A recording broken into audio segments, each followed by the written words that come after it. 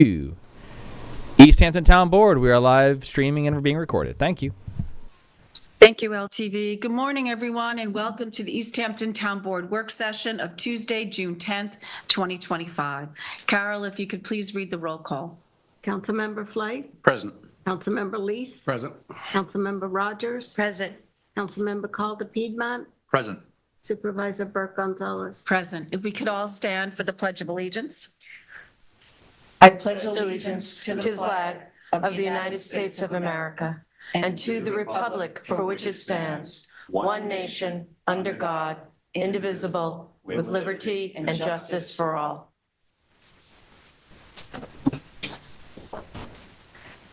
So we open today's meeting with public portion. We ask you to kindly keep your comments to 3 minutes.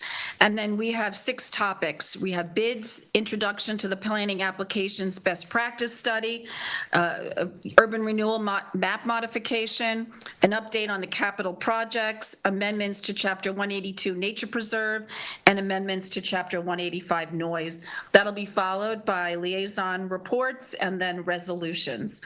So we'll start with public portion. Carol, has anyone signed up? No? Is there anyone here that would like to address the board? Okay. Jason, is there anyone on the line? We have no callers on the line. Okay, so we are going to move on to topics. First up is Jeannie Carrozza with bids. Welcome, Jeannie. Good morning, everyone. I have a couple of bids and a notice. The first bid is for the first self-mailing newsletter for the town, quarterly newsletter. Barton Cooney is the apparent low bidder in the amount of $2,999.85. Next bid was done for portable P6 pumps for the Marine Patrol. W.S. Staley and Company, the apparent low bidder for 2 pumps in the amount of $21,888. And lastly, a notice for the supply and delivery of Isuzu truck parts for the Parks and Rec garbage trucks. And that's it. Does anyone have questions for Jeannie? Nope. No. Thank you, Jeannie. Okay, next up, we will hear from Tina Lagaren, our planning director, to go take us through a PowerPoint on the introduction to planning applications best practice study. Thanks for joining us today, Tina. Thanks, Supervisor. Good morning, town board members. This is a brief introduction to a planning applications best practice study that's currently underway. The best practice study is an effort to review our work procedures and see that we're utilizing sound practices to conduct our work around site plan applications at the planning board. To give a little background, one of the first things I did after I was appointed as planning director in January was start talking to Deputy Supervisor Kate Rogers regarding doing this type of study. And the funding was allocated, the funding request was to allocate funding for consultant resources to review process and procedure. Our procedures for reviewing site plan applications are rather old, and they are in need of modernization. Having worked in a range of settings in my career, I realized how important good procedures and process documents are for providing consistent and fair results and for providing training. And it's especially important in a municipal setting where you want to be sure you're being consistent. Aside from that, it's often helpful to take a step back and take a fresh look at things, right? So that's what this study is about. And the goals are very simple. Importantly, we want to enhance efficiency, make sure the planning review process is streamlined, that the reviewers and the applicants have effective tools to conduct their work, that we're working not only hard, but also smartly. We also want to make sure our approaches are consistent. The same issue should get handled the same way, the same information should be asked for with all things being equal. This doesn't mean we can't address nuance in projects, but it does mean that we're being consistent and that we've got the tools to do that effectively. And then we also want to make sure the process makes more sense, in a municipal setting. When applicants who don't work there all the time come in, it's often difficult to navigate the process, but we want to make sure that our process is accessible and understandable to those who need to access it, whether they work here all the time or not. So the timeline, we started in January, trying to allocate funding for this. In February, we received the bid, and then the contract was approved in March. So it's been going on since the beginning of the year. The firm we've hired is AKRF. They are a larger firm with offices throughout New York. They're experts in municipal land use review and SECRA. They're a larger firm that has a history working with East Hampton, but also with municipalities throughout the state. And they've worked with us on a range of projects and are currently reviewing applications for us for different projects. Now to talk specifically about the scope of the study. It's just 2 phases. In the first phase, we're working with the consultants to review existing conditions. In order for them to make effective recommendations, they need to really understand the details of how we currently operate our process. So they're reviewing existing rules and tools we utilize, our code, our forms, our instructions, our internal templates and checklists. They're watching meetings to understand how work sessions are conducted and how we interact with applicants. And they're looking at the products after meetings and how the applicants are guided through the process. Based on this, they're going to summarize their observations and identify potential strategies for improving efficiency. The next phase is to identify and implement the enhancements. The strategies that we're looking for are both internal facing and external facing. So the internal strategies would focus on the planning department, how we conduct our review, how we spend our time, what tools we utilize to do the work. And then the external strategies would be how do we guide applicants through the process, what information we ask them to provide, what business rules we utilize to govern our interactions with them, and how we can enhance those tools to help them perform effectively with us. All would be guided by the goal of increasing the efficiency and how do we best serve the needs of the town. Once we've vetted the consultant observations, we'll proceed with sharing recommendations with the planning board and the town board, right? For any changes we want to make, we want to make sure everybody has the opportunity to participate in the discussion and provide input. And we anticipate the changes will be of all different types, the tools I mentioned, but also potentially even code changes, right? Our code around site plan is quite old as well. I do want to note that the site plan process is a complicated one. It involves complicated projects, complicated and intricate environmental settings. We're not going to find a magic wand that'll be over in a month or so, but we do want to make sure that we're making it as straightforward as possible. And even though it's going to remain iterative, that those iterations are always advancing the applications as much as we can. And always, we're going to be guided by what we do in all our reviews, which is ensure that the project outcomes are consistent with the town's natural resources protection values and community character, the aesthetic resources that we hold so important here. All the reviews and the tools that we develop will all be in service of making sure we maintain those. So that is pretty much the summary. The next steps, we started working with the consultants in April, and they are currently going through their reams of documents that we sent them to review. In the next few months, we'll be back in front of you and the planning board to discuss the findings and next steps. Great. Thanks. Does anyone have questions for Tina? No, I just want to thank Tina for, she was appointed in January, and here she came with this proposal for the study, and that is based on, and I want to thank you, Kathy, for, looking how we can modernize our systems. A lot of the systems that have been in place in the planning department have been there quite some time. And with the opportunity now with the introduction of an online system to now see how that meshes with the existing systems, what's redundant, what can be changed to increase efficiency while we uphold the comprehensive plan is a goal I know that we all share. And I want to thank you for Kathy for making that a goal for the entire town.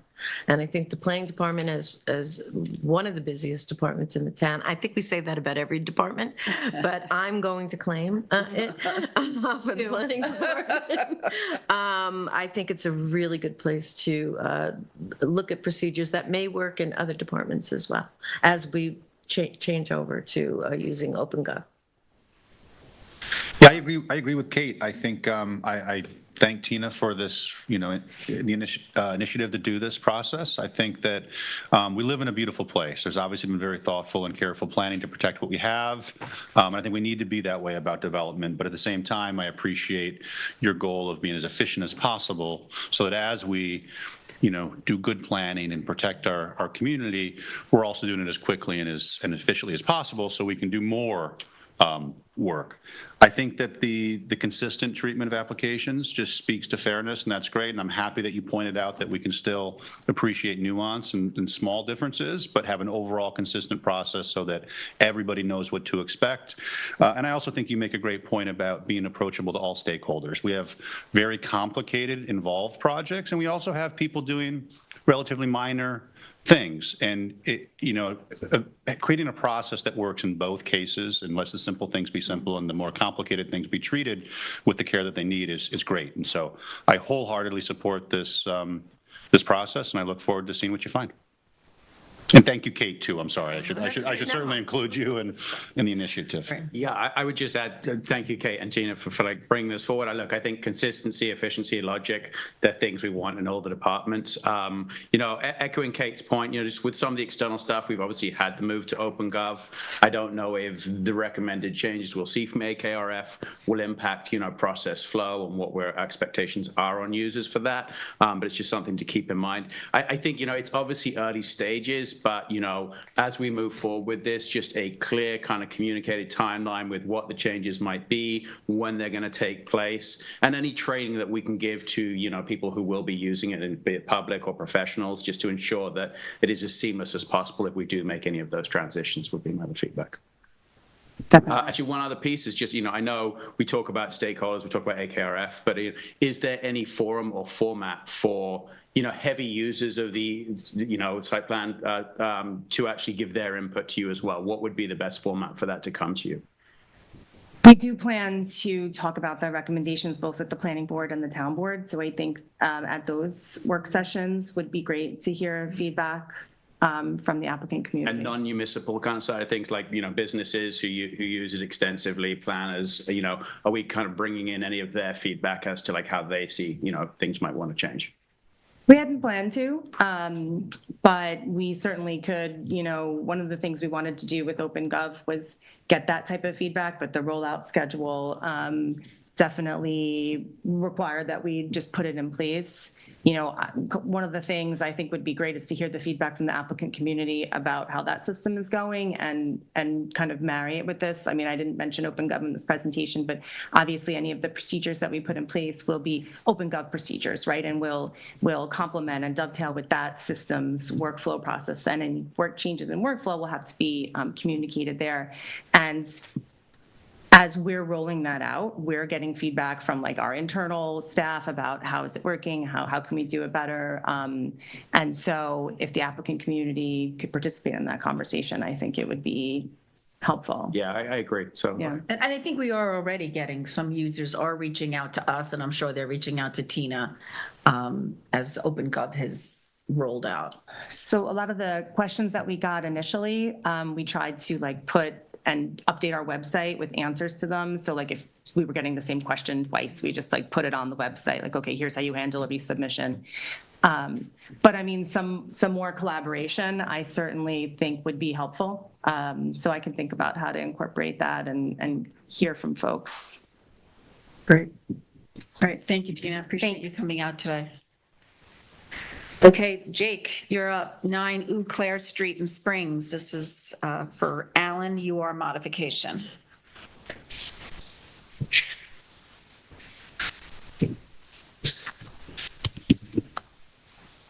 Welcome, Jake. Good morning, Madam Supervisor, Town Board. I am happy today to represent Charlie Collins from my office. Saved him a trip. We saved him a trip. So this involves 9 Eau Claire Street Springs. The interesting thing about this parcel is, one, it is vacant, it is undeveloped, and third, it is surrounded by 3 streets. If you look on the screen, it's going to be on the mid-left portion of the screen. You will, Patrick, if you go to the second to last page, is that the page you want? it doesn't matter. That'll That's go one probably- more. Nope, never mind. You can go back. Okay. So as we can see here, as of right now, under the urban renewal map, the access point for the parcel is on Fort Pond Boulevard. The owner has requested that the access point be flipped to Corbin Avenue. This has been reviewed by the planning department, the planning board, and the town engineer, all of which support this proposal. They feel that it is practical, and the only recommendation that they had was that the applicant actually move 5 feet further away from Eau Claire Street. Okay, so just disclosure, this is my neighborhood, and I believe that that recommendation for Corbin makes tremendous sense. We have, the school bus stop is in the morning, it's the southwest corner, so having, and parents typically, some that, you know, in foul weather, they'll sit in their cars with their kids along Eau Claire. So it makes perfect sense to have the driveway on Corbin. Corbin is a dead end, as you can see. There's only a handful of houses on that street. And I think, and then the school bus on the way home is across the street, right at the end of Eau Claire, heading west. So really moving the driveway just is good planning. Makes sense. I would agree with it. It's also a corner lot that's got 3 front yard setbacks on there then too, so you can see where the principal setbacks are allowed then too. And it also takes a lot of another street cut off of a busier street in the town of East Hampton too. So Yeah, and I should also mention on that southeast corner, that's where all the mailboxes Boxes are, are, yeah. because it's urban renewal. So there's probably 24 mailboxes that align the southwest corner, southeast corner. Yeah, I'm supportive. I think it makes sense. Yeah, I'm sorry. supportive. No, go ahead. I'm fully supportive as well, nothing to add. All right, Thank you, guys. very thank much. you. And thank Charlie for preparing the list. I was going to actually say, Okay, we're cruising. Next up is James Pincott with our current capital projects update. Welcome, James. Morning, Madam Supervisor, council members. How are you? good morning. So I'm James Pincott. I'm the town's capital project manager, and I'm here today to present on current capital projects and also a little preview of some upcoming ones. Okay. So we'll be talking today about the Montauk Playhouse, of course, which is the aquatic center, and then the multicultural youth center. We have Old Stone Highway culvert, which is restored. You can drive by it today and see that it's actually completed. Stephen Hand's Path, multi-use fields, which is going to be epic when it's completed. Stephen Hand's Path, Long Lane Roundabout, the Highway Department roof replacement was badly leaking for years. We're going to be talking about that. Sanitation lean-to, which suffered some damage during Superstorm Sandy and was basically demolished, needed to be replaced. Westlake dock repair. The Town Hall Plaza leaks, which is, if you go to Town Hall, it's the brick patio in between buildings in the back. It actually leaks down into the offices below. So that has to be repaired. So my office. And we also have Parsons Blacksmith Shop siding restoration. If anybody's driven past there, you can see that the siding has been buckling and coming apart for years. So, and then we have the Lamb Building egress stairs, which were found to be in disrepair. It's a safety hazard, so that had to be prioritized to being replaced. So there's no shortage of work for you. No, this is just a sample. So, next one. Montauk Playhouse Aquatic and Multipurpose Cultural Center. I want to speak about the pools first. I separated this into 2 slides. or 2 categories. So we have the lap pool and the leisure pool. The construction of these pools, it's a gunite pool, or both of them are gunite pools, has been completed as of now. The next or final steps, which is actually being completed yesterday and today, is having the marble dust, which is not actually dust, it's more like a concrete. It's a crushed marble and refined concrete. It's a mix that's applied to the walls and the bottom of the pool. I wish I had pictures of that one, but. The pool deck will receive an application of epoxy that has aluminum oxide and other aggregates in it to achieve that anti-slip coefficient, which is what we're looking for. Something that's not too hard on the feet, but also it'll keep you from slipping, whether it's dry or wet. So that's what we're looking for there. All remaining storefront glass is soon to be delivered and installed, such as a sliding door in the window for the office, and the viewing area and the glass for the handrails. There's a lot of glass in this building, which means there's gonna be a lot of cleaning in this building, but, okay.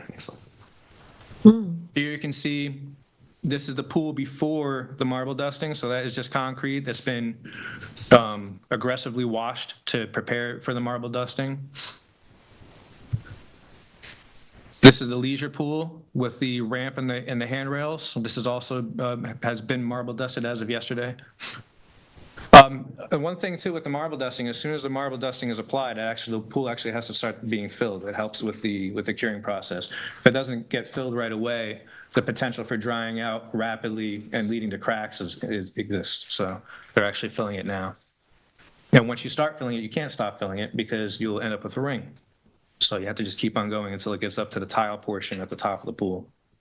So this is the pool deck. I just add on to that also, if you don't mind, on this project, which I'm the liaison to, once we fill the pool, that also means the systems for the pool will have to be balanced and tested and ongoing. Correct. And so we're preparing to have the pool, the pool constructors, specifically the subcontractors, educate the town staff and others about operating the pool equipment too. So it's actually a sort of a milestone moment to the pool. Absolutely.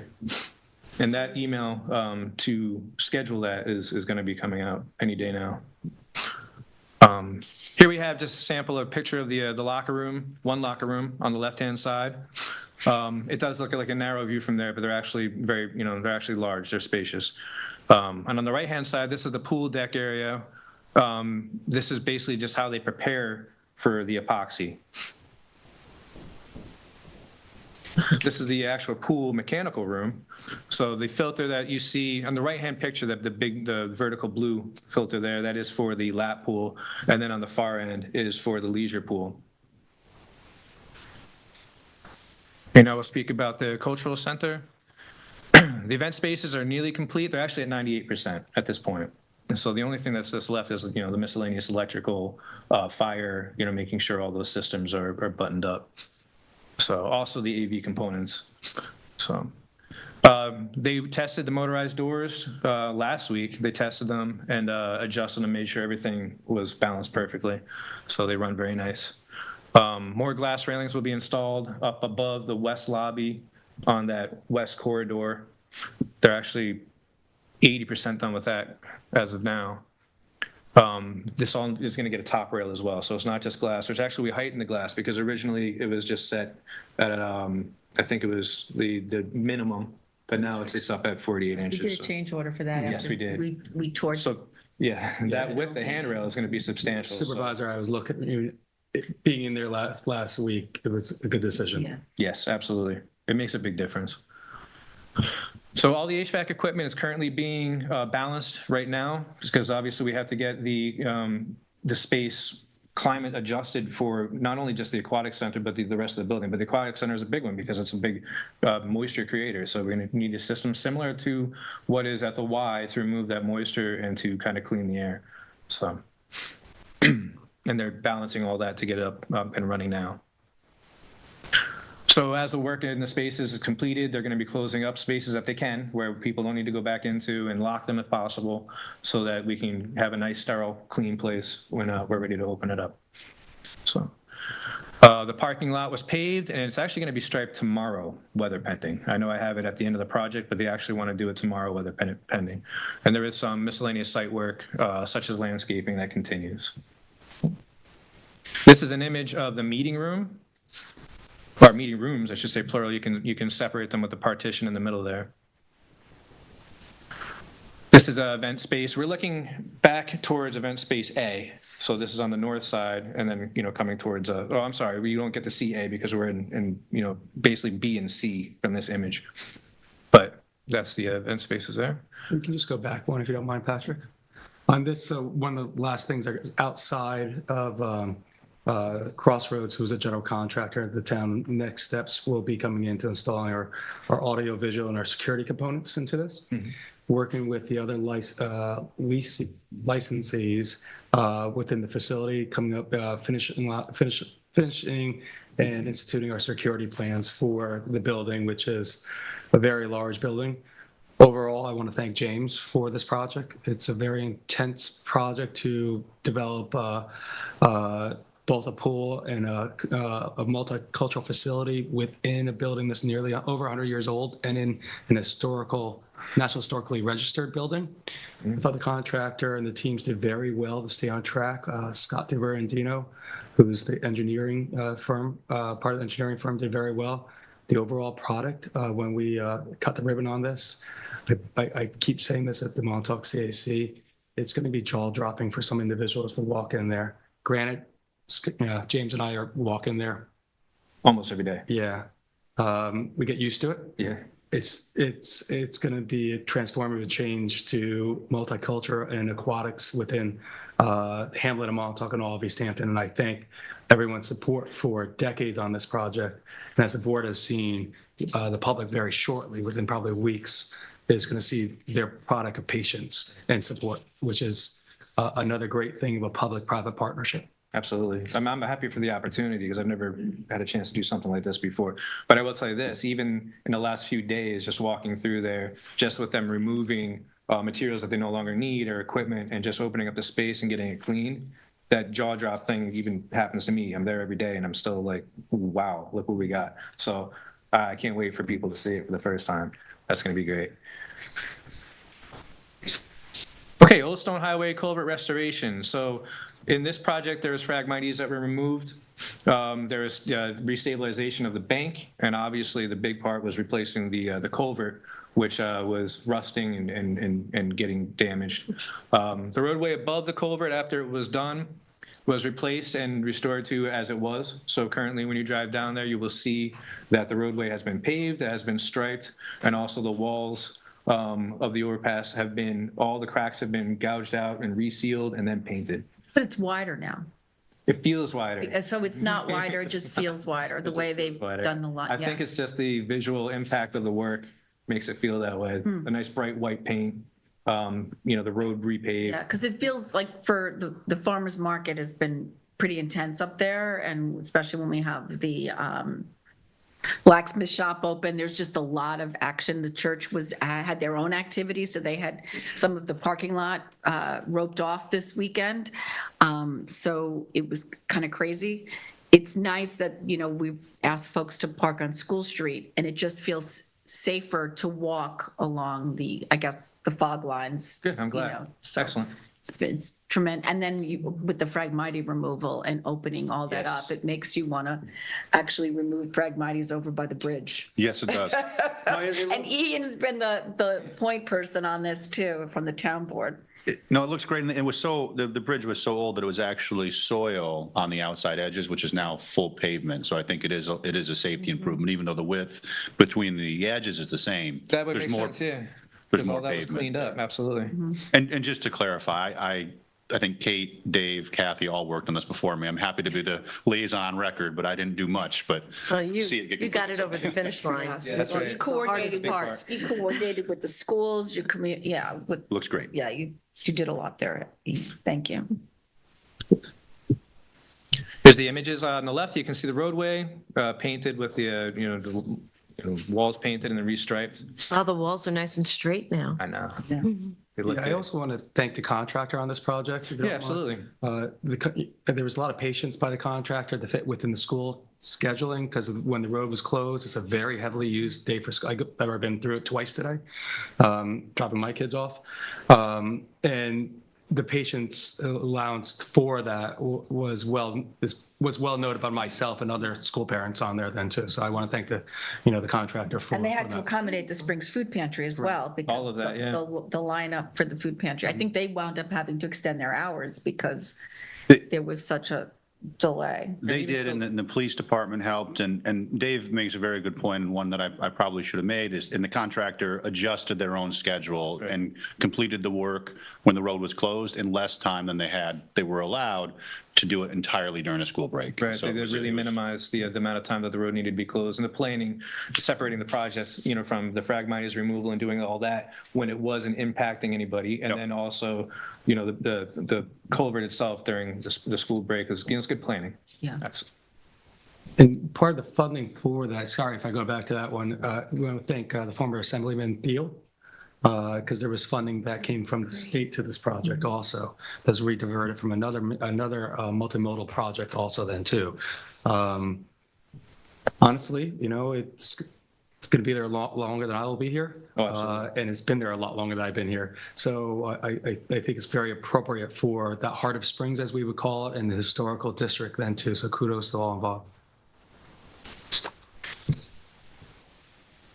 Stephen Hans Path Multi-Use Field, the turf, excuse me, is a turf field that is lined for multiple sports. So you're going to be able to get lacrosse, you're going to have football, soccer, field hockey, baseball. What am I missing? Softball. Oh, yeah. Sure, but it'll be more like a practice field for baseball and softball. I don't Gotcha. think they're going to use it as a, but at least the lines will be there so you can follow them. So multi-use field. They're all the same color lines as the high school also. So if any of the, if the teams wanted to practice there, or kids wanted to, or adults wanted to practice, and they went from the high school to this field or vice versa, the lines are the same. Correct, and they'll be used to it. Sure of already. that. And I want to thank Kathy Masterson at the high school for assisting John Rooney, and that also the athletic director of the high school. So this field features the Musco lighting, same as over in the baseball field across the parking lot. On the two goalpost ends, they have 20-foot high fencing and then 16-foot that parallels the bleachers. The footing currently, the footings for the bleachers and the retaining wall is in place. The footing is there for the bleachers already. The retaining wall has been formed up and is ready to pour, possibly tomorrow. Again, weather pending. So the contractor has been laser grading all the crushed stone, and they might be, hopefully, again, weather pending, turfing as of tomorrow. So I spoke to the contractor this morning. So that is your image of the footing for the bleachers. Just behind there, as of today, there is basically, well, as of yesterday, there's a formed up wall for the retaining wall just to the right of that footing. And there you just see one of the anchors for the goalposts on the right-hand side. Stephen Hans Path Long Lane Roundabout. The roundabout was constructed to assist with the traffic direction, and is constructed of concrete and also Belgian block. It features a low profile so that some of these longer trucks and trailers can actually get over it. Some of the little boys, like Riverhead Lumber, has lower vehicles that can actually pass over this without a big lip to climb up on.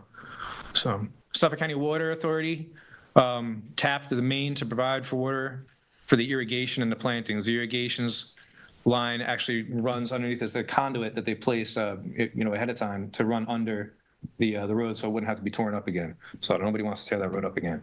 So now all they have to do, the irrigation guy can come through, run his copper through there and stub it up on both sides and then do his work, and we won't have to touch the road.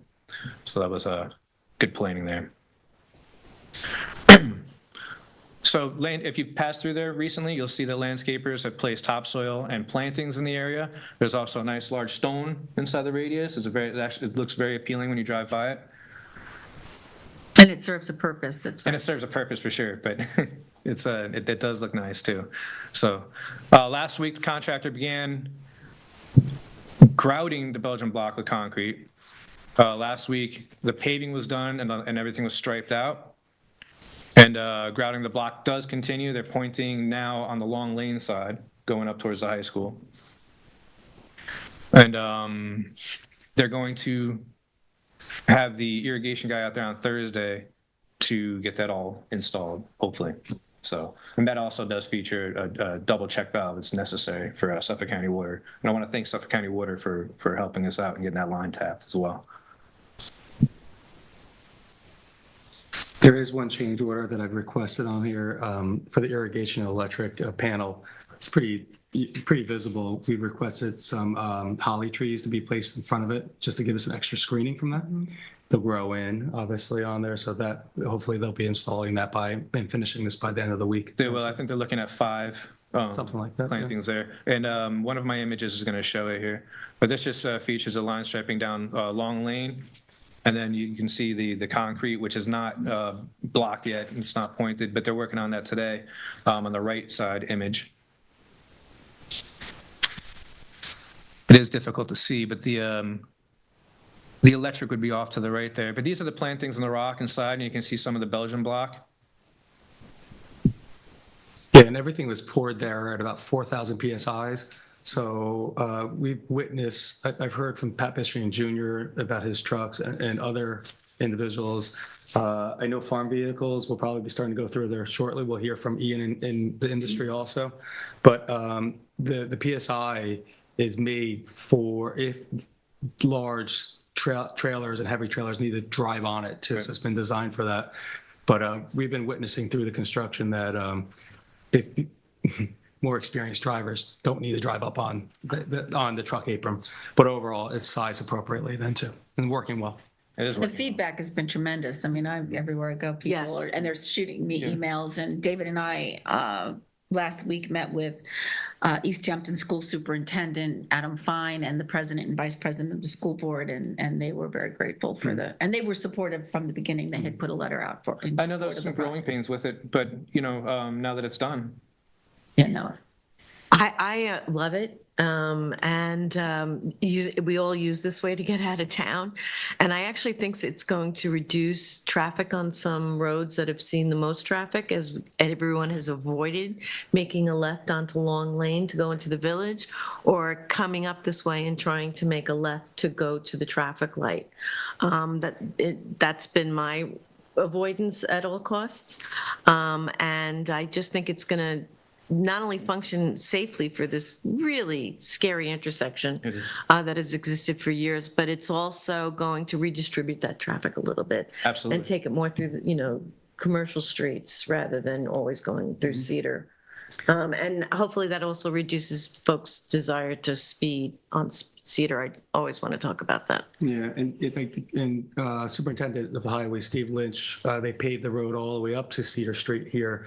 He also changed recently the traffic flow at the intersection of, I think at that point, it might be Northwest and Stephen Hand's path, to try to remove the -45 intersection that was there. That was big too. So widen it for trucks, but also reduce that, because -45 intersections, -45-degree intersections are just, they're horse buggy trails, but they're just dangerous to look at. So it will take take individuals' patience to learn those routes and those changes, but I think it's going to work well.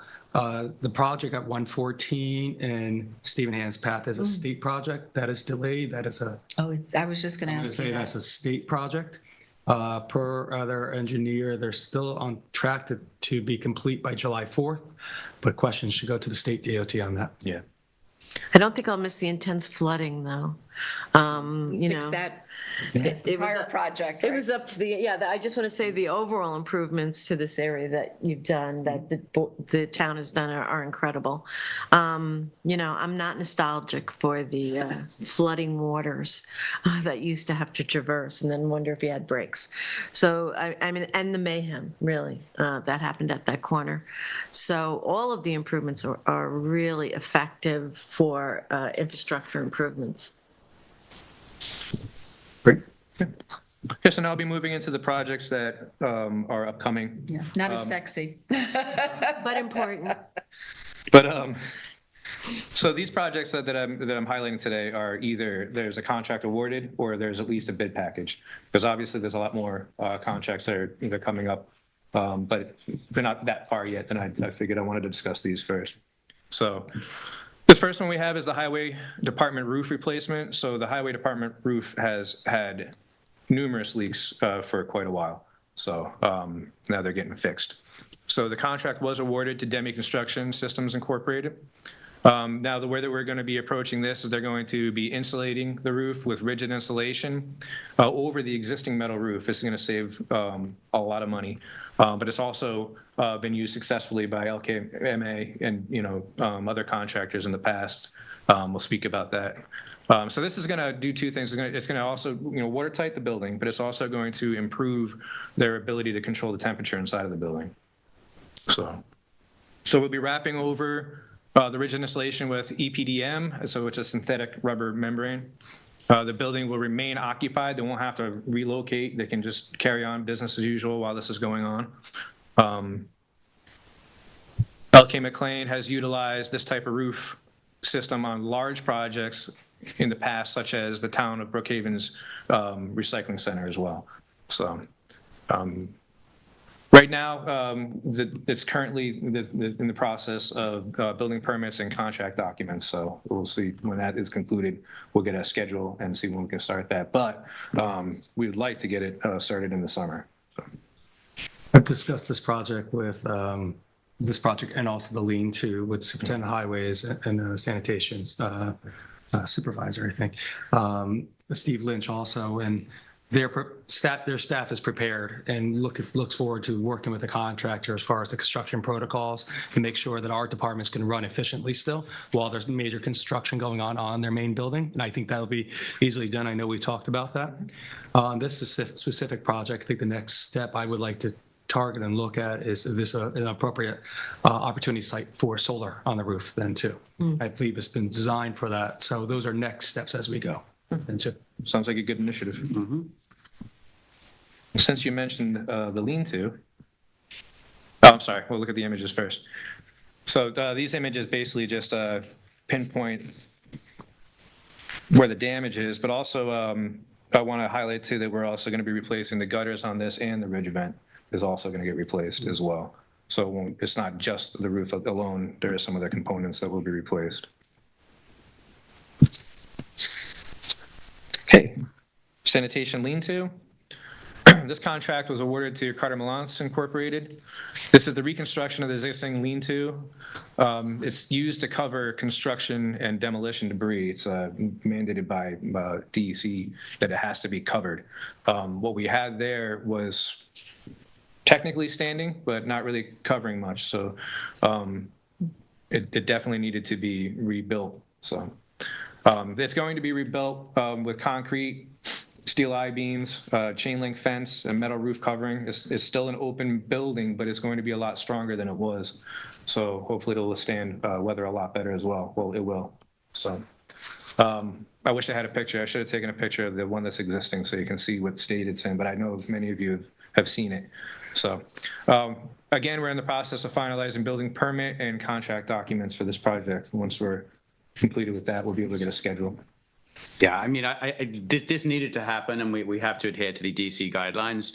I'm not going to lie, like the sticker shock on this one for a lean-to 1.9 million was definitely there. I think it's something that as we kind of move forward with projects like this, just liaising with our engineers, just be like, hey, do we need this amount of material? Because we want this to last. Don't get me wrong, it has to be built right, but it's a lot of money. I mean, we're saying 1.9 million for a lean-to, it's a lot. Yeah. Yeah, we can always ask to try to value engineer the project too. The heaviness in the machines are coming in and out of here, need a lot of concrete. I'm not exactly sure how much to it, but portions of it for the design was to work more efficiently with the C&D, moving debris once instead of 3 times on there when you reload it. So that design came through discussions with Craig Fick and others there. So I think the overall design is something that's going to make the area work more efficiently in the end. I don't disagree with you, Tom, at all about the sticker shock and price. I'm getting more, unfortunately, used to that at times. Not as bad as during COVID. During COVID, things were sticker shock was triple Through the roof. Sticker shock. Sticker shock. The dark side. So anyway, had to be here for that one. I do say on this project also is very heavily widely used, and that once the contractor's in place, we'll get the construction timeline protocols into sanitation. Tom will work with them to make sure that the general public knows where to go and the staff members know how to direct individuals on there, because they're going to need some space in that area then too, and it's a congested location. Absolutely. I know these plans aren't exactly pleasing to the eyes. Yeah, exactly. But you get this is basically looking straight down upon it, and you can see where the framing is, and just imagine that with just the metal roof over top of it. So it's concrete bases, and the chain link continues up from there. So things that can't fall out of it, but that up to the top of the north of it, that's where the loading. Correct. It's hard to see. Is. That's the it's not really an apron, it's a drive up. So it's a concrete base for the trucks to be able to drive up into there. That's how it works now. They go from lean to load it, take it out, unload it, load it again. So there's 4 steps. So this could be condensed into 1 step. So as far as staff hours and timing, it's going to be a lot less on there in one location than 2. So. Absolutely. Westlake dock repair. So unfortunately, the only image I have of this is of Westlake. But so currently, the Westlake dock is a lot like Star Island used to look like. There's a lot of boards that are coming up. There's a lot of timbers that are below that you can't see that are in disrepair. So the goal of this is a restoration of the dock itself. So it's going to be all in kind. We're going to coordinate the best we can with the fishermen so that we're not in their way. And therefore, once we get all of our paperwork, from the contractor and we're ready to start to talk about schedules, we'll know more about when we're going to start that. But like I said, we have to, keep in mind working with the fishermen and their schedule as well. So I've had a conversation with the town's harbor and dock committee on here.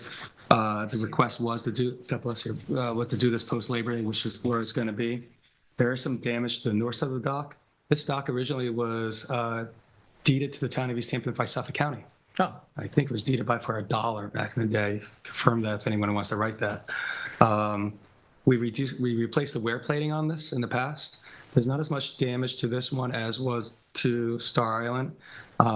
And we are making sure that all the wood is in place. It's going to be power pedestals, water conduits on there then too. Once we get that construction time frame, I'll meet with the individuals that are slip holders here to alert them to what the time frame are, working with Marine Patrol to try to find out where they can berth up as they come in and as that construction will go through. But again, it's a town board's commitment to our shoreside fisheries infrastructure. I thank the town board for moving on this one at this time frame, because there is damage, and it's going to be probably an economy of scale during this this bid process, even though it's pricey, but it's well worth it. And I thank the rest of my town board members for their support, because there's definitely a need for it at this location. Once this one is complete, the town will have now worked on and completed all 3 of our commercial docks, our recreational dock infrastructure. I think that's a lot of kudos to the former Chief Harbor Master Ed Michaels in his long-term vision to capital projects to support our recreational and our commercial mariners are there too, and also all that. So, thank you. I would just add, fully supportive. This great to see this moving forward. Town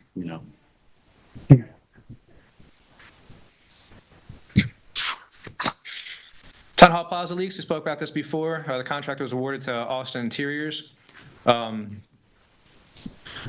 So as I spoke before, it's currently leaking down into our legal team's office, basically. So it's in order to prevent it from becoming a swimming pool, we're going to have to remove the currently existing bricks. We're going to keep them aside and reuse them.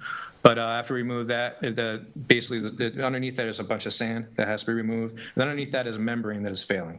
So the drainage that brings the water down from the gutters comes right onto the patio there. It goes into the plaza, and then it leaks directly down into their office. So unfortunately.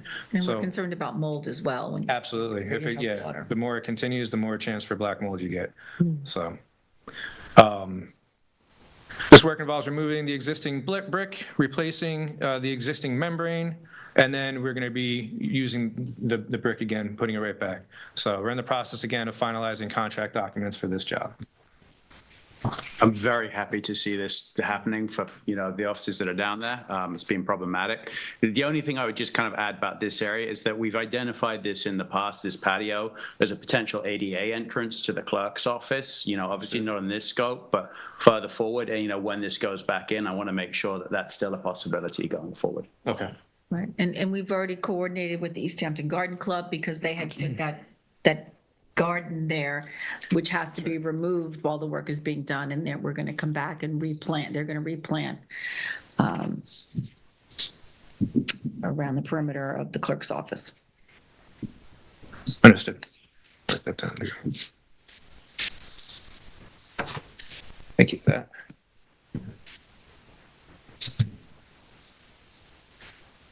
Okay, Parsons Blacksmith Shop siding replacement.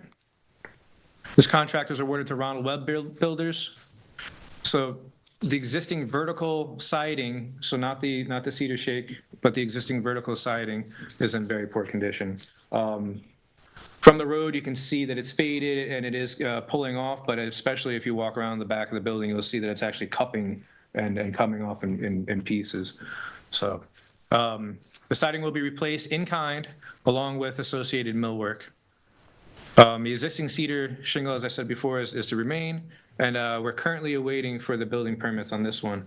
Once we have that, then we can get a schedule for Ronald Webb. Right. So- Now, that work's being done, will we be able to have demonstrations? Do we know, Ian, is that going to be any kind of conflict? I don't anticipate. Forge? I've been in touch with Matt Jedlicka. The next time the shop is going to be open is on Saturday. And so it's open once a month. My hope, and it might be optimistic, is that we can start after that date and finish before the next opening. In any case, I don't think that the work itself would be prohibited from access, but we're still trying to have it as clean as possible during the time that it's open.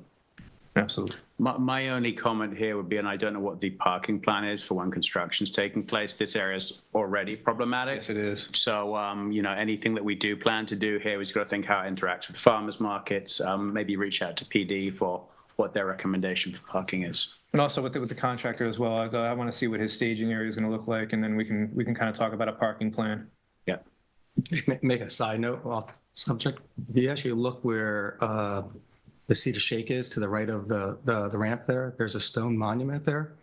That stone monument was placed there in 1975 to commemorate the bicentennial of America in 1976. There's 26 of them placed around East Hampton, a couple in Montauk. That one's for the Parsons Blacksmith Shop.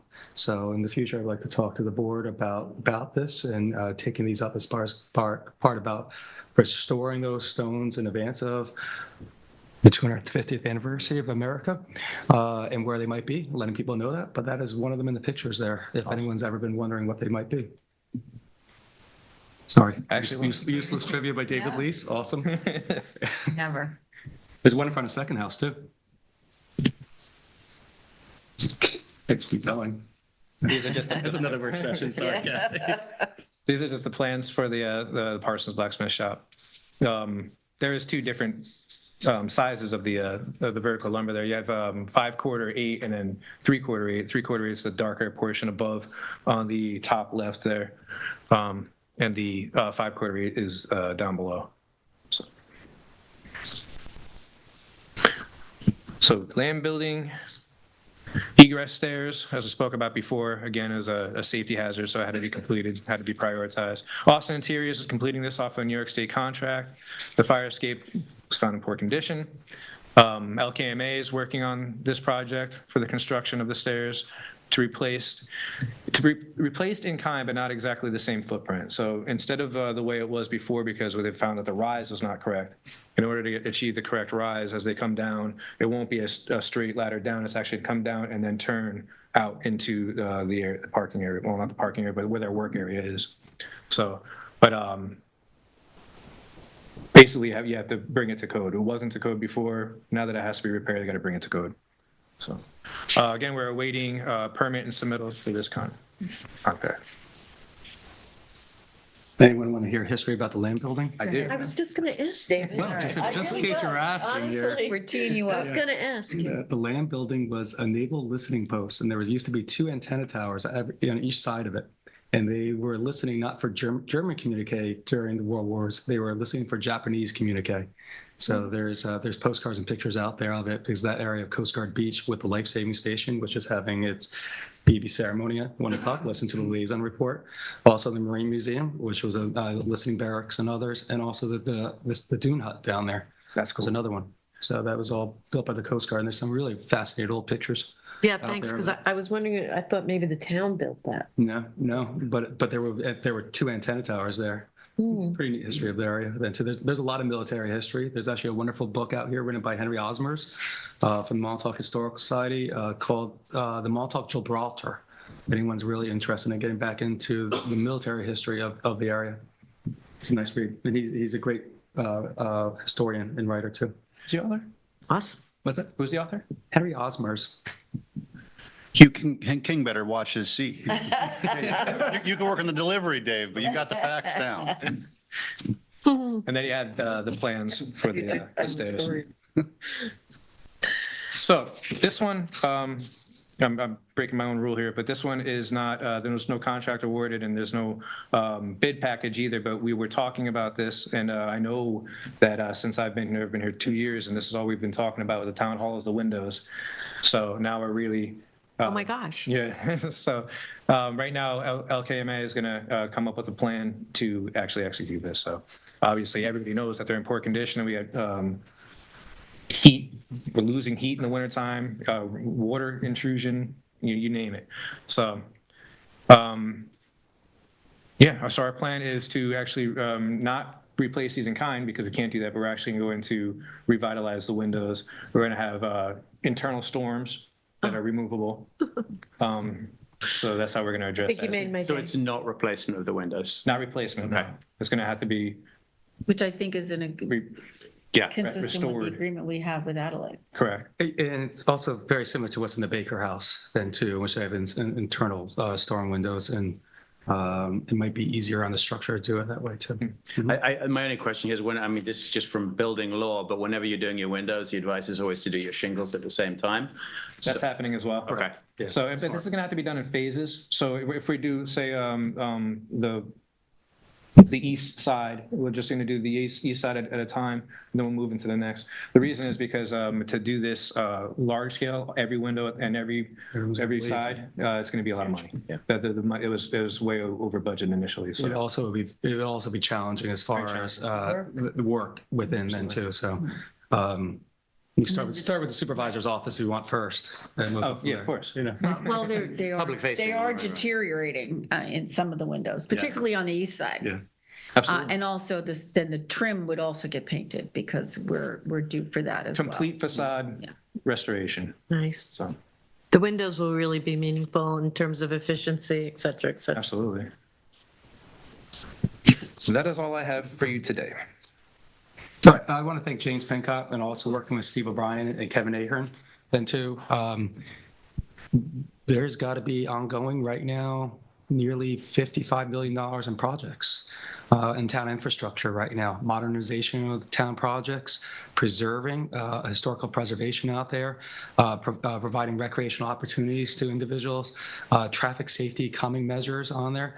All together, all these projects are things that the town of East Hampton is artfully executing as far as within the budgetary constraints to try to get the best project possible and doing it in a way that we are executing and providing for the residents. So the supervisor and the board have supported it, and I really thank you and your efforts to do that, because the end result is providing these necessary things for the town's residents, and I hope they see that in what we're trying to do. Well, thank you very much. But like you said before, it is a team effort, definitely a team effort. And I thank those guys as well, Kevin and Steve. They helped me out tremendously. So Yeah, it's a good. It's a lot of team effort, and that is correct. You're exactly right. Appreciate it. Thank you, Thanks, James. James. have a good day. Thank you. Okay, next up, we have amendments to Chapter 182 Nature Preserve with Scott Wilson and John Jilnicki. Welcome, Scott and John.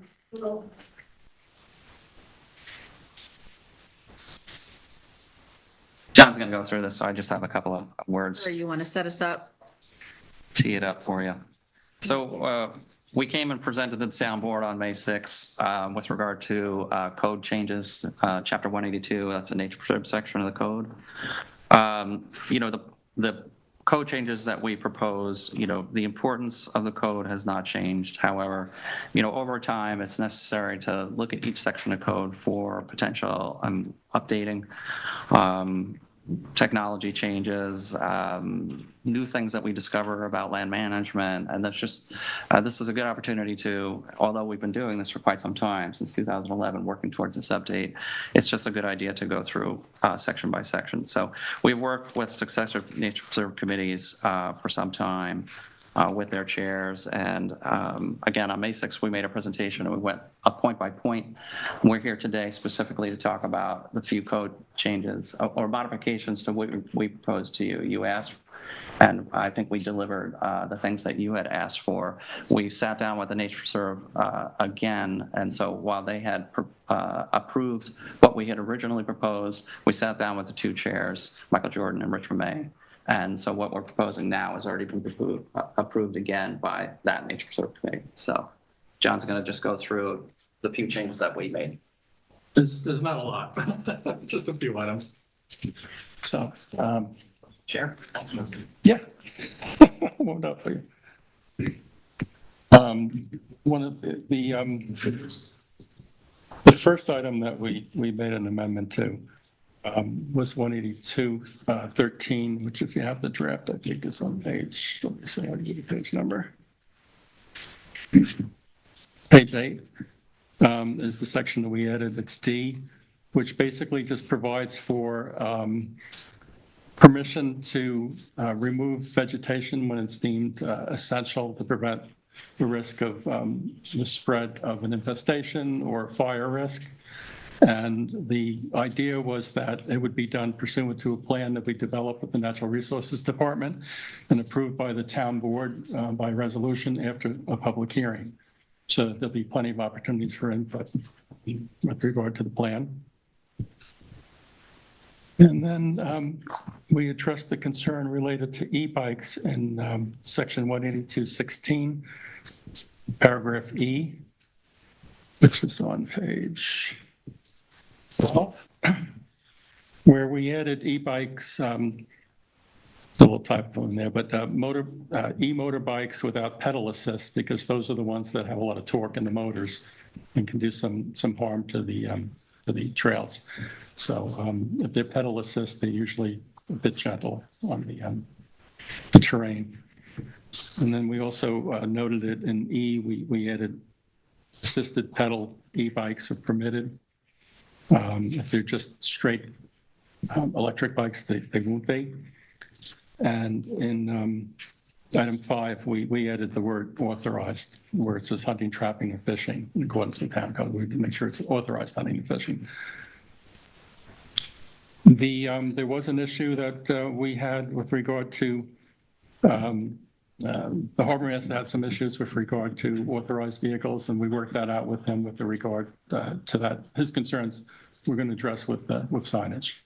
So you'll either need a four-wheel drive permit or in some cases might be a parking permit, but mostly probably be four-wheel drive for a lot of the situations that we're concerned about, and he's fine with that. So it seems to address that concern as well. And that's about it, unless there's any questions.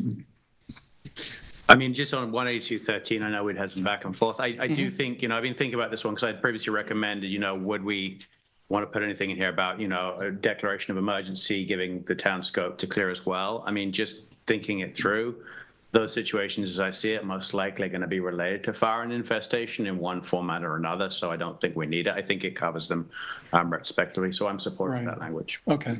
And I think if there's a declaration of emergency that's adopted by the supervisor, then you have some override powers. Yeah, it would just be consistency between the two. Yeah. Okay. Questions for I'm John? supportive of all the changes, and I want to thank John and Scott. We had one conversation about this, and thank the Nature Preserve Committee for bringing the suggestions to us in the first place. I think it's important that we keep our code up to date and as relevant as possible for modern times. But then after our discussion, you guys quickly addressed all of the board comments and came back with these revisions. And so I thank you for that, and I support all of them. I support them as well.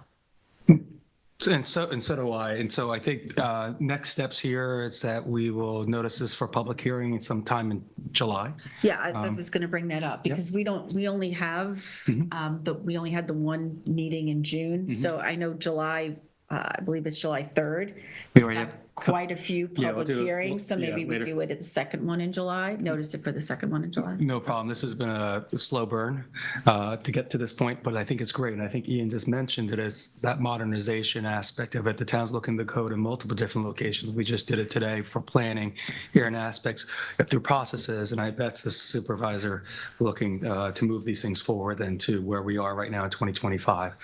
So I appreciate that. And I echo exactly what Ian and the rest of the board members said to you, John, and to you specifically, Scott, for continue to maintain your focus on this aspect, Scott, because I'm looking straight at you, man.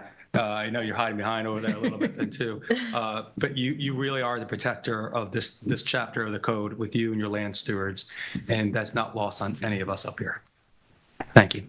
I think just one thing on the infestation piece, and I think this is, perhaps your department can liaise with natural resources, but I do think it'd be helpful for us as a town board and also for the public to have just an update on invasive species, not just on the nature preserve committees, but across the town and what management practices are potentially out there that can be used to address some of these things. Like prevalence of Japanese knotweed out there, being one of many, it's something that honestly is becoming a threat. And so how we address that going forward, I think is, will be helpful, and what ideas we're looking to, attack or address that issue on nature preserve. But natural resource recommendation would be a nice next step to follow this up. Maybe we'll bring back a state of the forest. Yeah. And we can add that into it a little bit more in the next couple of months, if you want to say that then too.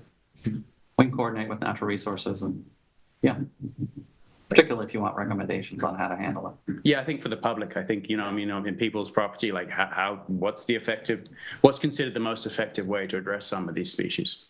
Sure. Great, thank you. Thank you both. Thank you.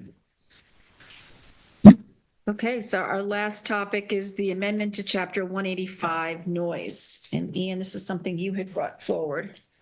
Yeah, Or is Jake? I think Jay's gonna introduce it. Okay. I just want to thank his office and Nancy Marshall in particular who helped turn this around. And I'll talk a bit after Jake introduces the legal language. Sounds good. Good afternoon. Now I get to play Nancy Marshall. And unfortunately, Nancy can't be here because of an unfortunate accident, but she worked hard on this, and I discussed this with her and Ian, and what we have done is created an exception for generators when there is a power outage, in that the noise that they make will not be held to the nighttime standards, and instead, when there's a power outage, then a generator will be held to the daytime standards as outlined in 185.3. Yeah, so that thanks, Jake. I mean, it's a fairly simple fix, but I think it's important as we modernize and update the code that we have really good legal advice to make sure we're doing exactly what we intend. And I think that that's the case here. And the reason I brought this up is because I think during a power outage, we don't want to waive all noise standards. We have, stringent noise standards to protect residential neighborhoods and neighborhoods in general. And I think that that's important. But in the case of a power outage, when an emergency generator is being used to, for an emergency need, I think it's appropriate to go to the daytime standards. It would be a very rare event, hopefully. And what happens, I think, when people are installing these is sometimes you have to engineer them and have sound attenuation, which is a good idea to make sure that we meet our noise limits. But in the case of an actual emergency overnight, I think it's appropriate to revert back to the daytime standards so that people can keep their food cold or their medicine and whatever else they need. And I think it will lead to less unnecessary engineering and construction around generators. Yeah, and we talked also about gas stations, for instance. Yeah, and I first saw this, frankly, when I was on the planning board, and we would, based on our code, we'd have to hold people to those nighttime standards, even though generators would never be used unless it was an actual emergency or a power outage. And to me, the balance of sort of using common sense of what we mean to say there, we were a little bit off. And so, I think people should be able to pump gas at night, and if you're constrained and can't meet those nighttime standards but could meet the daytime standards, that's a very good trade-off to make.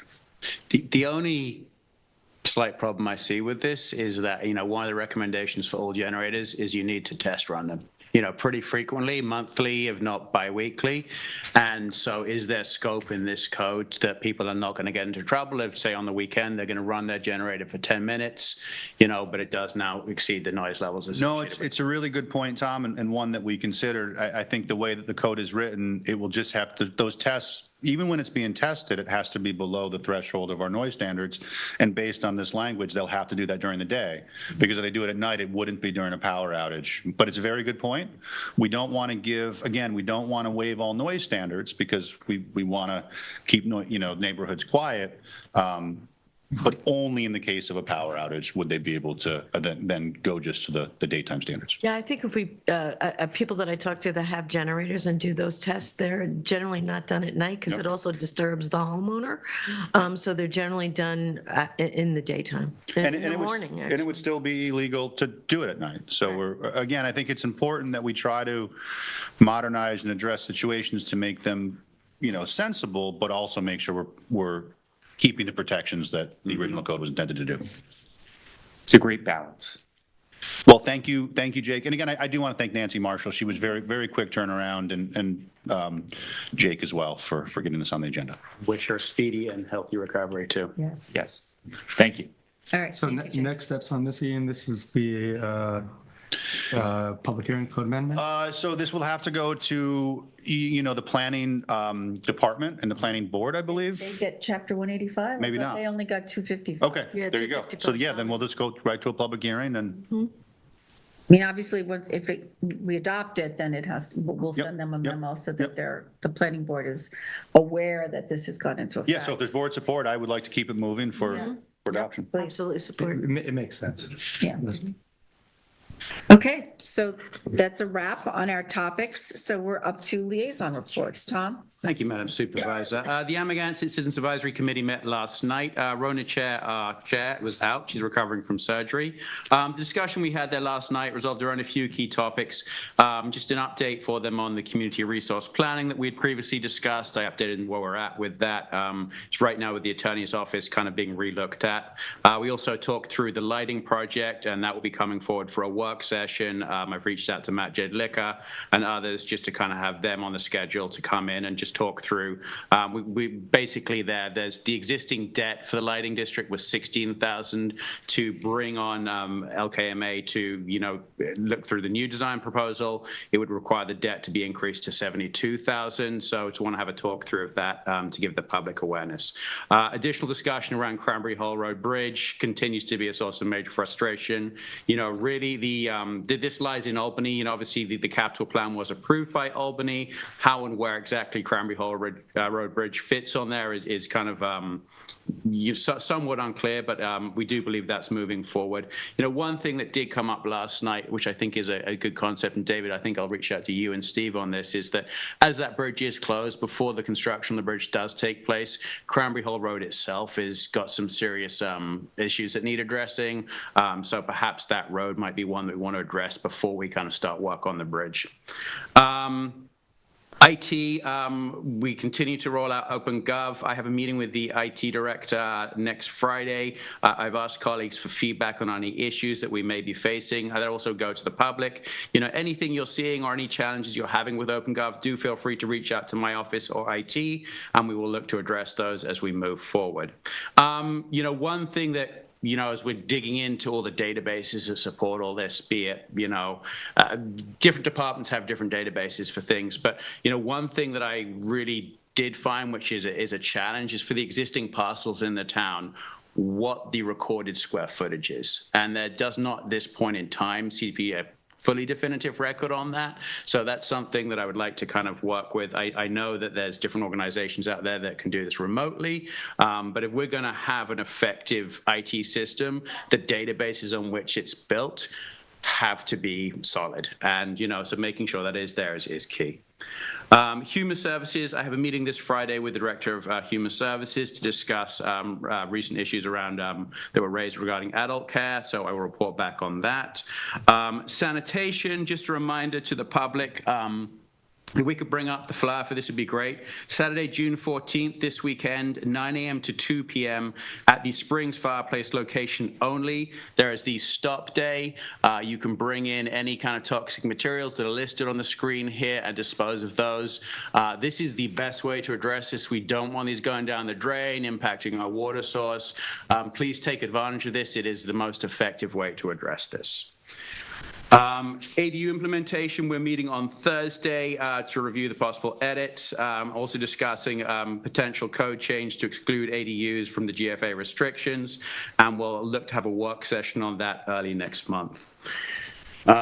East End Fire Commissioners, been in contact with the commissioners and the chiefs just to get feedback on any fire roads in their districts that they have concerns about. I met with the Director of Public Works with regard to this. As we receive that feedback from the fire districts, I will then bring resolutions for any repairs that are urgent that need doing, and they will be reviewed accordingly by the Director of Public Works.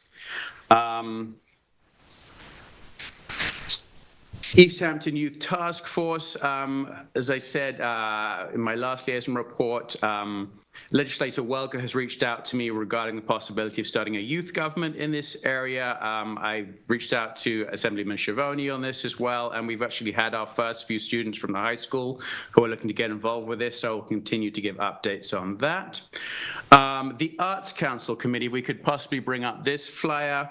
Actually, no, I didn't get to send you this flyer, apologies. But Artists in Paradise, June 12th, 6 to 8 p.m.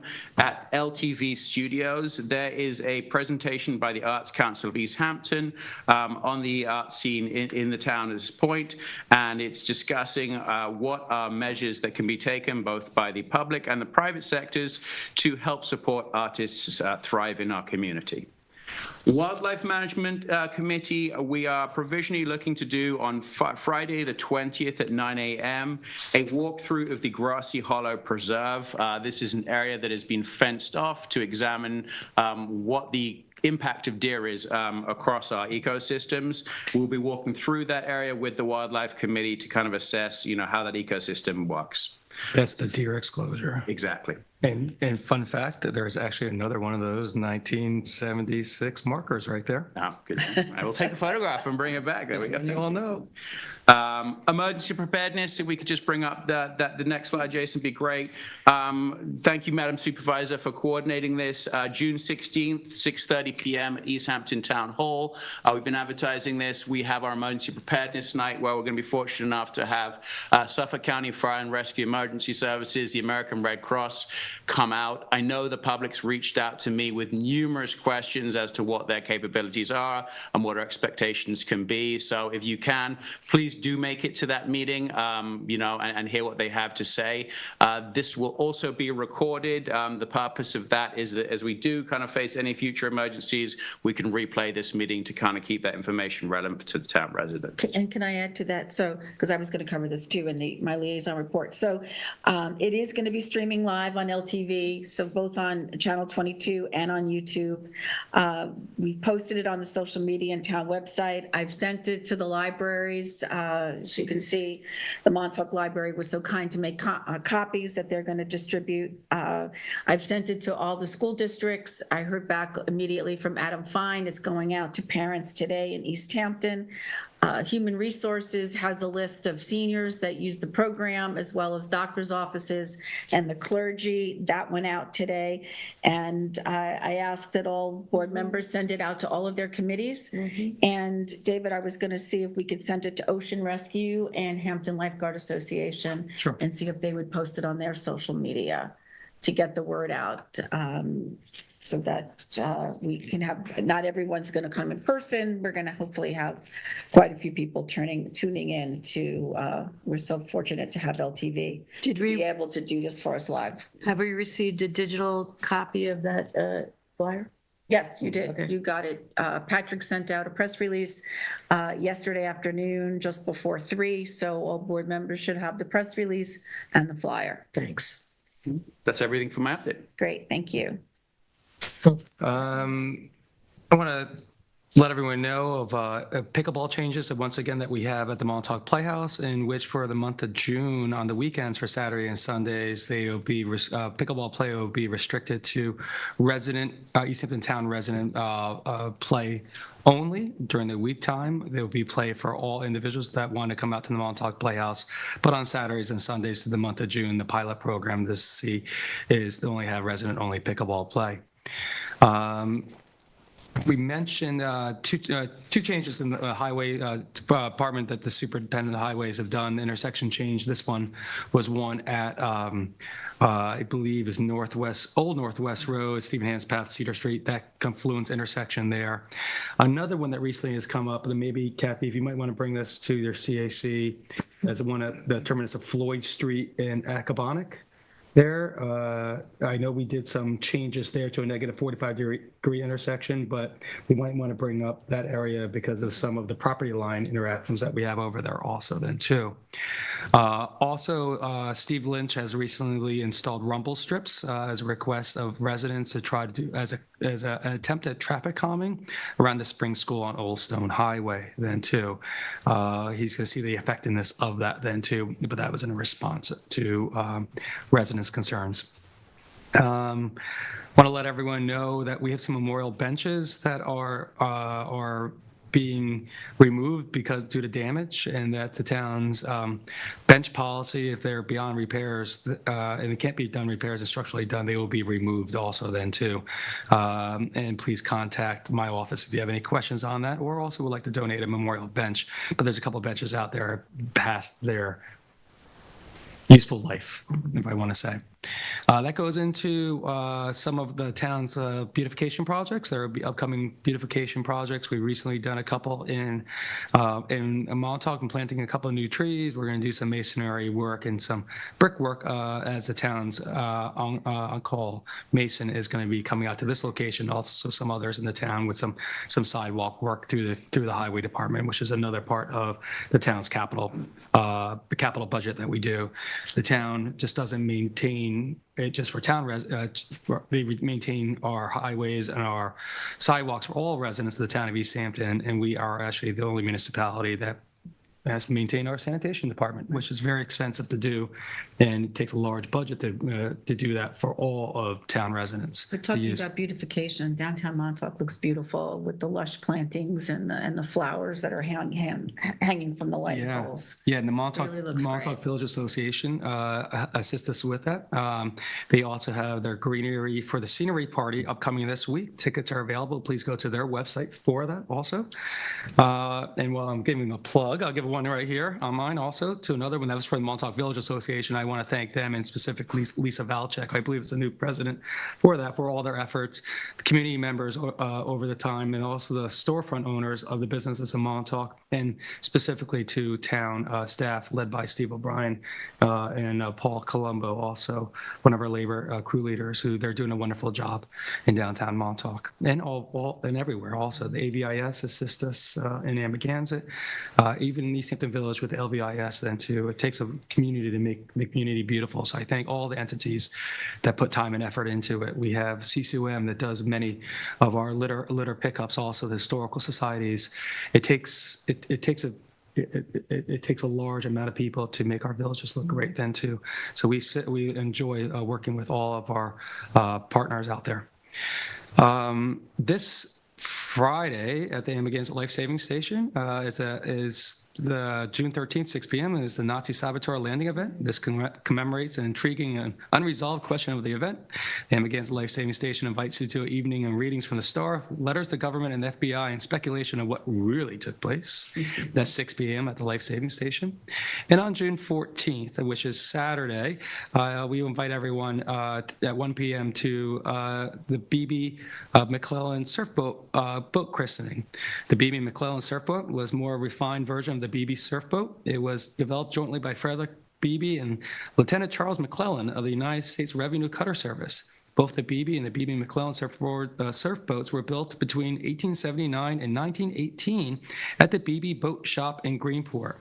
The Life Saving Service has on loan from the National Park Service the last and only Beebe boat in America, and it was on one list to be one of the 10 most important wooden boats in America still left, and it was used in New Shoreham, which is New Shoreham Block Island at the time.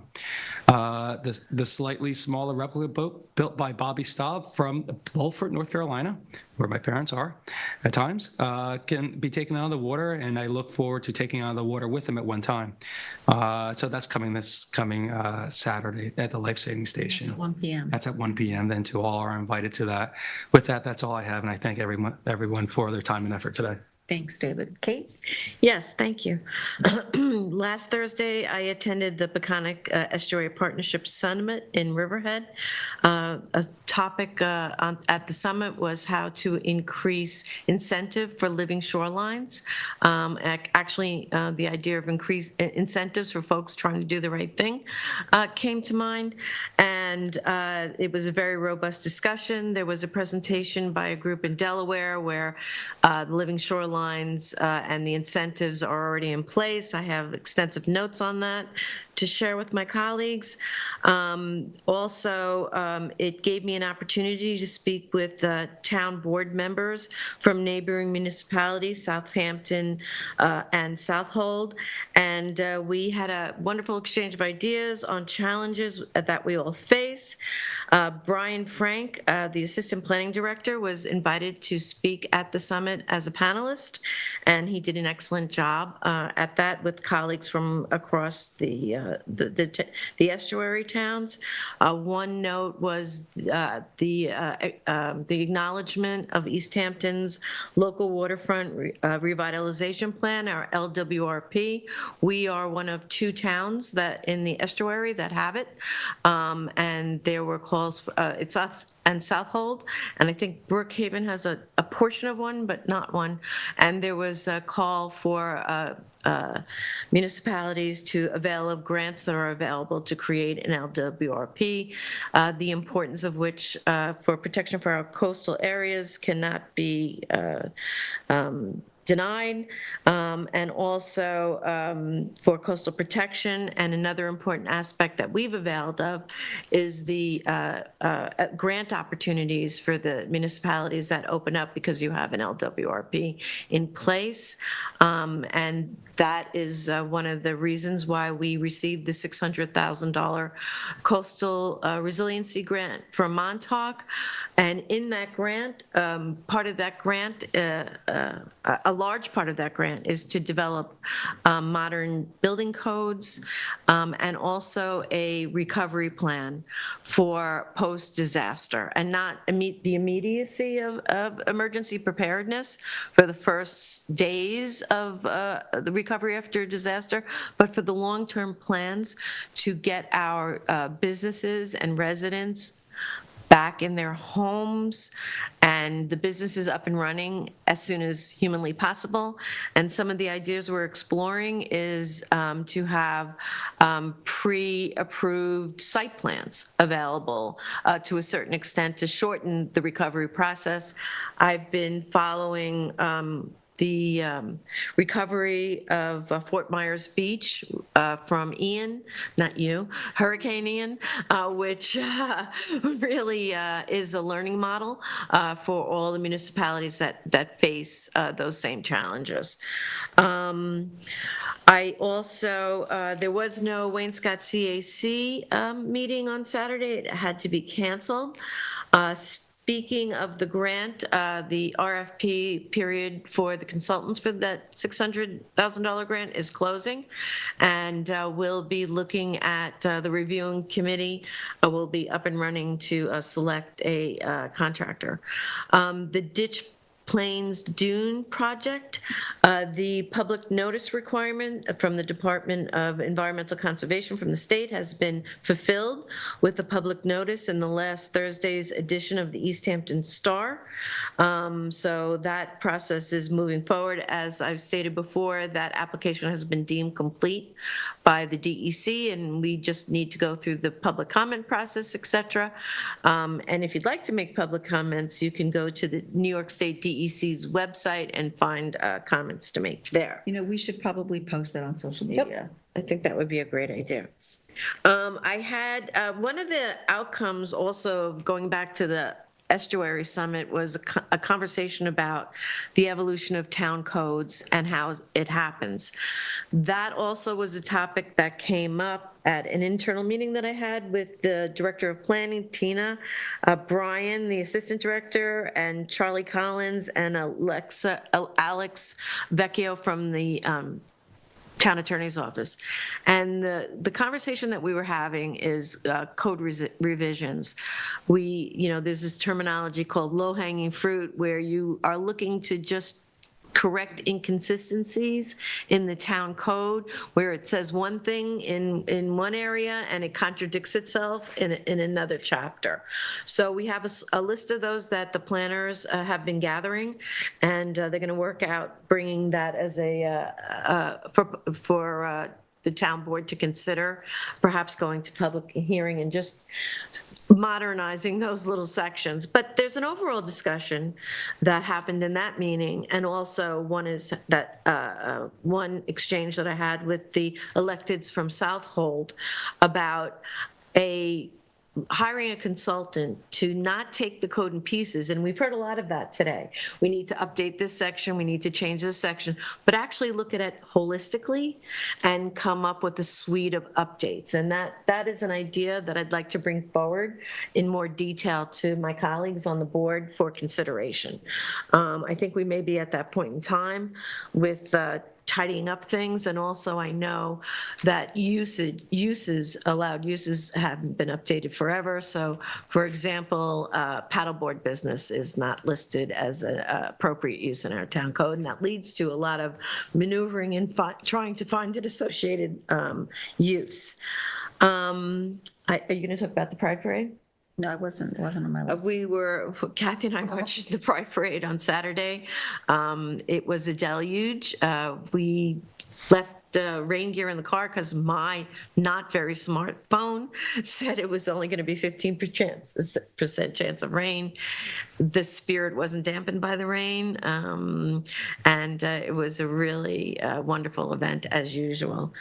I also met with Len Green from Rewild. He's also on the town's sustainability committee. We talked about getting together with some of these groups that promote sustainable landscaping and updating or creating a page in our website that would be user-friendly for folks to be able to, with illustrations, and you spoke about this as well. We have an extensive list for native plantings on our natural resources website, but it just lists the names of them, and have a more interactive, user-friendly webpage created with help from groups like Perfect Earth, Change Hampton, to help communicate in a deeper way the ability of what's happening with new sustainability ideas for landscaping to reduce costs, use of pesticides, and create a pathways for our pollinators across town. So I'm looking forward to having a meeting. I'm sending an invitation to all these groups to have a meeting on ideas on what we should have on a website to help promote the sustainable landscaping. And I believe, let me just take a look. I think that is all I have.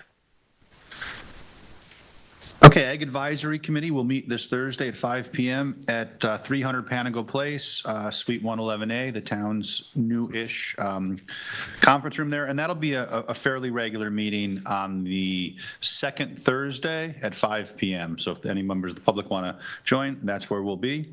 The main topic of conversation will be discussion of ag site plan changes and specifically comments that the planning department put together. And I think I mentioned this last time, but I want to extend another thank you to Tina Lagaren and Chris Stecker for very thoughtfully going through requests the Ag Committee had made and putting a planning perspective on it. And I look forward to that discussion between the committee and the planners. Parsons Blacksmith Shop, we spoke about it a couple times. We spoke it already today, but they'll be open on June 14th, this Saturday. It roughly coincides with the farmers market's time, maybe a little bit later, 10 to 1 or 2, depending on what the traffic is like. I want to thank the Springs Historical Society. They've done such a wonderful job in my short time on the town board. I was part of a cleanup last year or went to help out a little bit, and they really transformed that place and made it a lovely place to visit. It's a very cool building, and I think everybody should take advantage on the once a month Saturdays when it's open and the forge is running. I think Mitch Yates is going to be the blacksmiths on duty this Saturday, and he also has a wealth of knowledge about Springs in general and the blacksmith shop in particular. I also want to thank Steve O'Brien. There were a couple of windows that were broken and that were damaged in the Parsons Blacksmith Shop, and Steve and the Buildings and Grounds crew repaired them. I do want to note that some of those other windows are not as bad a shape, but I'd like to look at putting that maybe in the capital plan for next year or getting those repaired before they degrade. As we mentioned, the siding is going to be done, and I think at that point, if the siding is complete and we do this windows, that building will be in very, very good shape and hopefully ready for more visitors and more use. Speaking of historic windows, we mentioned Town Hall as well. The Springs Library has historic windows, and one thing I've learned in my time on the town board is that historic windows are beautiful and have a lot of character, but are difficult to maintain. The Springs Library also has a few that are fairly badly damaged. We do have a budget line in the capital plan for this year to help repair or restore those, and I look forward to hopefully addressing the 3 that are in really rough shape as part of coordination with the Town Hall project. Old Stone Culvert I was going to mention. James mentioned that earlier. I think it looks beautiful, and it's one of those projects that you always expect to hear positive and negative reviews. I've really only heard positive reviews, and it's a fairly significant change with the Phragmites opening up that viewscape. I think it looks great, and to Kathy's earlier point, I hope that means that we can start to address, removing Phragmites near the bridge and in other areas to open up the vista even more. Of course, things aren't as simple as they sometimes, seem like they ought to be, and there will be permits and planning involved with that. But I'd like to talk about addressing the Phragmites there and other places in ways that maybe aren't as. The culvert project was a very intensive excavation and quite expensive. I think there's ways. I know Dave has investigated this, and I've spoken with Natural Resources a little bit to cut and do maybe less invasive techniques to also reduce the Phragmites in the area. While we're on the subject of historic Springs, it came up today, the parking issues and safety issues. I hear about that a lot from Springs CAC, Historical Society, and just members of the public. I would like to continue to look at solutions, how we can accommodate more parking there in a safe way that still respects the historic beauty and not super invasive. Kathy had a great idea, and we've spoken about this before, on School Street and being able to access it either through the bridge or across the seemingly wider bridge now. And I think there's other places we can maybe absorb cars in the area without a huge impact and make that safer for the lovely events that happen. A number of years ago, we worked with an engineer to look at if there was possibility for parking behind the library. Well, since you mentioned that, yeah, I didn't want to get over in front of my skis, but that is something I've heard about. I've heard people who are part of that talk about it, and I've looked at the area and would like to investigate the viability of that. So I'd like to rekindle that again. I think the balance is going to be how to accommodate cars in a non-invasive way that protects sort of the historic character and also the safety, because parking is an issue there. And there's a lot of great things to see, and I think we want to encourage people to use that space, but do it in a safe way. So, yeah, thank you for mentioning that, Kathy. I know there's been some outreach to the chief about folks wanting to look at Parsons Place as being a one-way. but that is something that is supported because this school parents are Yep. using it 5 days a week, 180 days a year, and that it can't be done on a Saturday morning only basis. It causes too much confusion. No, that's So I know that there was some discussion there. There was discussion, and I heard from the chief on that, and I also replied directly to some people who reached out to me, and I said the same thing, that I understand the concern. Everybody recognizes parking and safety concerns there, but it just isn't possible, and maybe not even a safety improvement, to change a street traffic pattern for 1 day a week. So I don't think that's the ultimate solution, but I appreciate people reaching out to me, reaching out to the chief, recognizing an issue, and let's work to make it better. Not all ideas are going to pan out, but it doesn't mean that we don't try. And I think that hopefully in the coming months and years, we will improve the situation. Lastly, the Property Management Committee will meet next Wednesday at Town Hall in the main meeting room. The main topics of conversations will be the Parsons Dodge Homestead next steps. We had a public hearing about the management plan, which is great, and now I think we as a board need to decide, and that committee will advise us what the next steps are. Do we restore the structures and then go out to RFP for a license? Do we go out to RFP so we know who the end user will be to help guide us in that restoration? And I don't know the answer to those questions, but would like to keep that moving. It's a great property. I think Scott Wilson and the Property Management Committee did a great job with the management plan, and I just want to make sure we maintain that momentum. The other topic of conversation will be the Osborne Homestead Management Plan. That, of course, is the property at 66 Main Street in Waynescott that everybody who lives in East Hampton or visited loves, and it's just the iconic Waynescott. We're working on the management plan that involved the property there, the pond, the 3 structures. That is not as far along as Parsons Dodge property, but equally important, and look forward to continuing that along as well.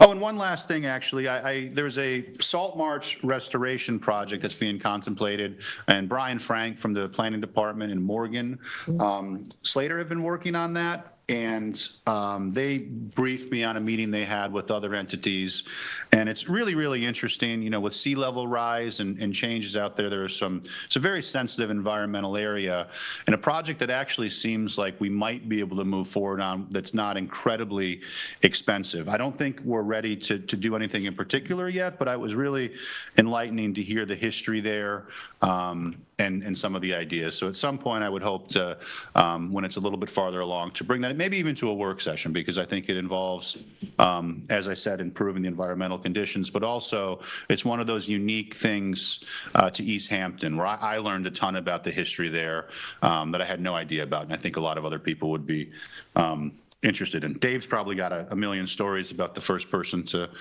work on them, but I don't have that yet. But Do you want to talk about the corduroy paths? I can Next help time. you out with the birds. Next time. Yeah. If you like.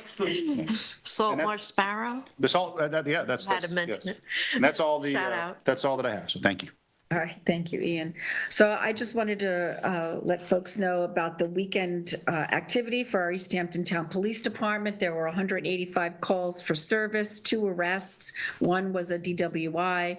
There were 6 residential noise complaints, 1 commercial noise complaint that did not receive a violation, 2 accidents, 12 aided cases, 3 summonses were issued for town ordinance, 56 traffic tickets, and there were 2 special events, the Mighty Montauk Triathlon and the Blessing of the Fleet, and there were no issues. I don't know if board members know, but I was appointed to the Suffolk County Water Quality Restoration Board of Trustees. That's with the tax that everybody voted on. Was that last year? I think it was last year, yeah. And that's a 21-person board, and I was appointed representing the Peconic Estuary. And one of the things we need to do is we need to have a plan to the Suffolk County Legislature by the end of July. There really wasn't a lot of time with the legislation because designated the time frame for things.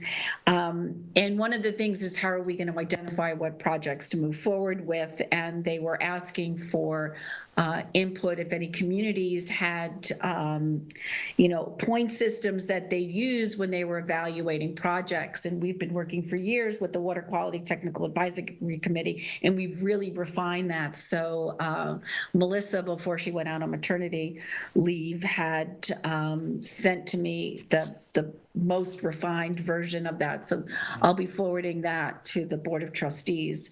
And speaking of Melissa, I just want to congratulate her and her husband on behalf of the town board. She had her baby at like 1 a.m. on June 9th, a little girl, Madeline, who was 8 pounds, 3 ounces. And we wish her congratulations, and she gets to spend time now because we have a new temporary parental leave program. She gets to spend the next 12 weeks bonding with her baby, which is very exciting. So now we can move on to resolutions. Thank you, Madam Supervisor. I will kick off with Resolution 2025-863. This is for training for the GIS Esri system. We are migrating from Esri ArcGIS ArcMap to ArcGIS Pro, and this is for training for 15 people at a cost to the town of $14,392.50. Second. All in favor? Aye. I'm happy to offer Resolution 2025-864. This is a budget modification in the Buildings and Grounds Department, bringing $10,000 from contingency to the repairs general line in the same amount. Second. All in favor? Aye. I have Resolution 865, which is a notice of public hearing to move an access point on an urban renewal map parcel. This is regarding moving the access point for 161 Harbor Boulevard to Park Street. The public hearing will be on July 3rd at 6 p.m. at Town Hall. Second. All in favor? Aye. Resolution 866 is a notice of public hearing amending another urban renewal parcel to amend 19th Street right-of-way, and this public hearing will also be held on July 3rd at 6 p.m. Second. All in favor? Aye. Next is a notice of public hearing. This is 867, a notice of public hearing to move another access point. This is for an urban renewal parcel 97 moving the access point from Fort Pond Boulevard to Corbin Avenue. And this hearing will also be on July 3rd at 6 p.m. Second. All in favor? Aye. Resolution 868 is the Notaro Living Trust Grant of Scenic and Conservation Easement. The public hearing for this was held on Thursday, June 5th. The grantor is the Notaro Living Trust. It's a scenic and conservation easement at 3 North Surfside Avenue, Montauk, and the reviewing agency is the Zoning Board of Appeals. Second. All in favor? Aye. Resolution 869 is the for the Shapiro, for Clifford Shapiro, the grant of a scenic and conservation easement. The public hearing was held on Thursday, June 5th, on this proposed grant. The grantor is Clifford Shapiro. It's a scenic and conservation easement at 8 Ocean Lane, Amagansett. Again, the reviewing agency is the Zoning Board of Appeals. Second. All in favor? Aye. Resolution 870 is a budget modification in the Ordinance Department in order to cover the costs for the purchase of a department vehicle. This is moving $3,022 from health insurance to vehicles in the same amount. Second. All in favor? Aye. Resolution 871, this is to authorize amendment to the food pantry license agreement, emergency services building. This is to authorize the supervisor to sign that amended agreement. Second. All in favor? Aye. I have Resolution 872. This is appoint seasonal lifeguards and employees to the recreational department for June 25th, 2025. Individuals are effective June 6th, 2025 for the names, positions, pay scales listed below. Second. All in favor? Aye. 873 is appoint seasonal employees in recreational department effective June 20th, 2025. Justin Munoz and Megan Donahue at recreational aides of hourly amount of $17.85. Second. All in favor? Aye. 874 is appoint seasonal lifeguards to the recreational department for June 2025, retroactive to May 14th, 2025. Names, actually, Do you want me to offer this? yeah, one instead? so I'm sorry, I didn't see that as I turned the page.